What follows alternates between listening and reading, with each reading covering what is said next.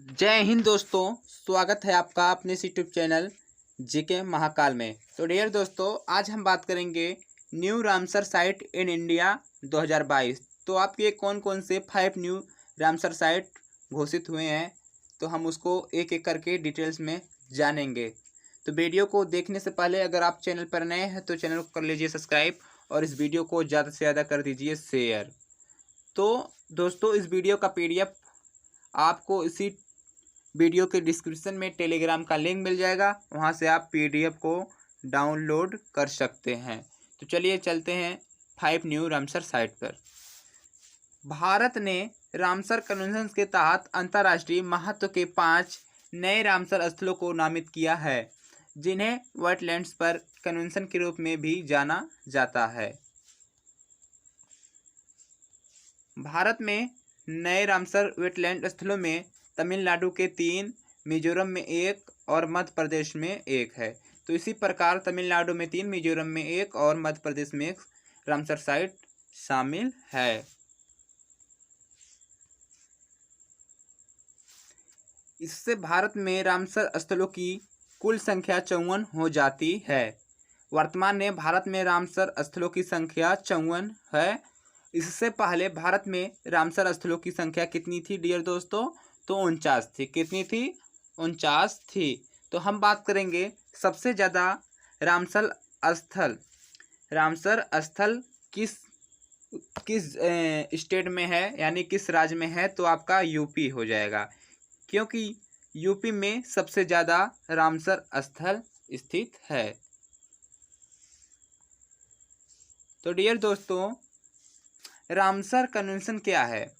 तो Ramsar convention क्या है? रामसर सम्मेलन एक अंतर सरकारी पर्यावरण संधि है, जिसे यूनेस्को द्वारा 2 फरवरी 1971 को स्थापित किया गया था। कन्वेंशन का नाम कैस्पियन सागर पर ईरान के रामसर शहर से पड़ा, जहां संधि पर हस्ताक्षर किए गए थे। रामसर सम्मेलन 1975 में लागू हुआ था। तो दोस्तों, एक मोस्ट इम्पॉर्टेंट याद रखना, 2 फरवरी को आर्द्रभूमि दिवस के रूप में मनाया जाता है।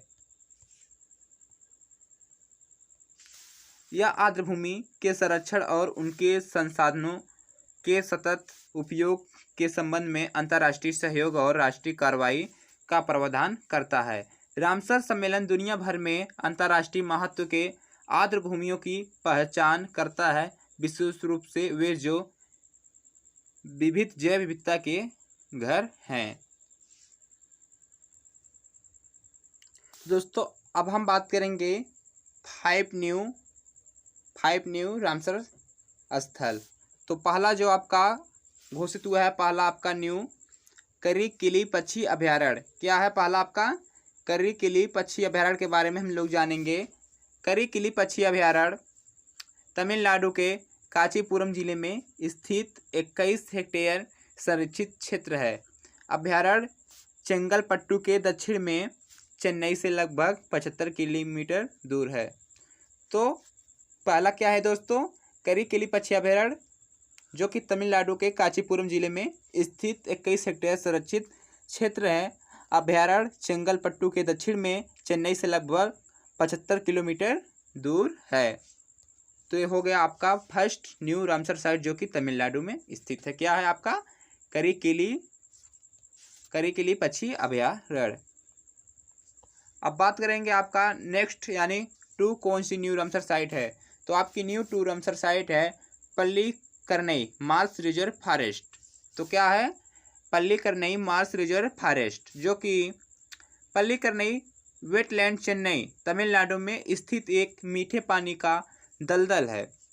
यह शहर का एकमात्र जीवित आर्द्रभूमि पारिस्थितिकी तंत्र है और दक्षिण भारत में कुछ और अंतिम शेष प्राकृतिक आर्द्रभूमि से एक है। तो आपका ये 2 रामसर साइट है, जो कि पल्लीकरनई मार्स रिजर्व फॉरेस्ट। आपका तीसरा न्यू रामसर साइट क्या है? तो ध्यान से देख लीजिए। आपका तीसरा न्यू रामसर साइट है पिचोरम मैंग्रोव तमिलनाडु के कुड्डोलूर जिलों में चिदम्बरम के पास एक गांव में स्थित है। मैंग्रोव भारत के सबसे बड़े मैंग्रोव वनों में से एक है जो 1100 हेक्टेयर में फैला है। तो मैंग्रोव दिवस कब मनाया जाता है? तो डियर दोस्तों 26 जुलाई को मनाया जाता है। कब मनाया जाता है? 26 जुलाई को मनाया जाता है। नेक्स्ट आपका 4 नंबर, जो कि 4 नंबर आपका रामसर साइट घोषित हुआ है पाला आर्द्रभूमि। पाला आर्द्रभूमि मिजोरम की सबसे बड़ी प्राकृतिक आर्द्रभूमि है। प्रसिद्ध स्थल चिन्ह हरे भरे जंगलों से घिरा हुआ है और जानवरों और पक्षियों की एक श्रृंखला सहित पशु प्रजातियों की समृद्ध विविधता का घर है। तो 4 नंबर का आपका न्यू रामसर साइट है पाला आर्द्रभूमि। पाला आर्द्रभूमि मिजोरम की सबसे बड़ी प्राकृतिक आर्द्रभूमि है।